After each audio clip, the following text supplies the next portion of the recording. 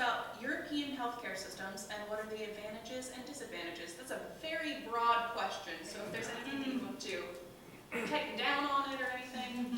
I mean, I think that there are pluses and minuses to it. I mean, I did some of my graduate work in Scotland, and I was convinced I had lymphoma because I felt my neck and I had a lymph node, so I went in, and it was amazing. Like, I saw a doctor. Like, I went in, and I nearly had to just kind of went to the clinic, and I saw a doctor, and he ordered some tests, and I got those tests, and I was like, well, what happens next? And he's like, oh, it's just part of the system. Wow, that's great. And at the time, I thought it was wonderful, and I sort of have carried that with me. It's just an amazing system. I made a fool out of myself at a British pharmacy. Yeah, I was just waiting to pay somebody. Yeah, and they're just like, no, I'm gonna take my money. You're done. It's wonderful.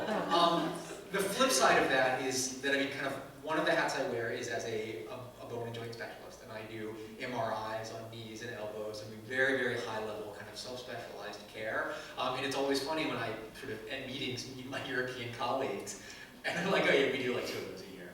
You know, and I do like 50 of them a day. I mean, that's exaggerating, but the general sense is that we have some of our subspecialty care in America in particular is just absolutely dazzling in terms of what we can deliver. And I think that there are big problems with sort of structural things in American healthcare, but if you need fancy subspecialized care and you can afford it, there's no place I would go other than America for it. So just 2 sort of different aspects of it.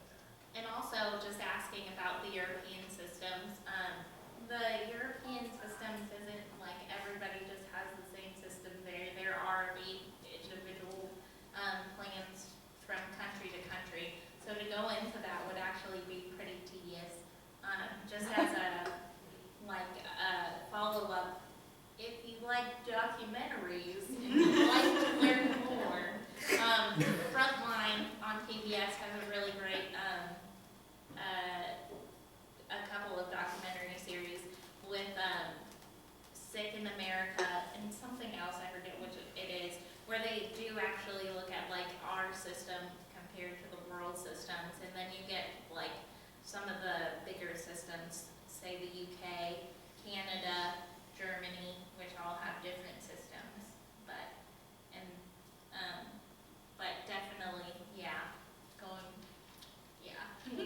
we'll leave it at that.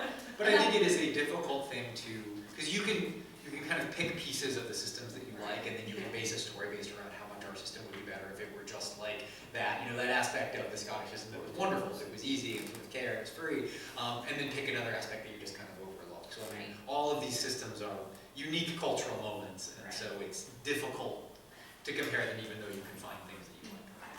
And so, touching specifically on reproductive care and sexual health, I think, you know, and there's lots of reasons, but I think it does come down to different ideas around culture. And you know, in general,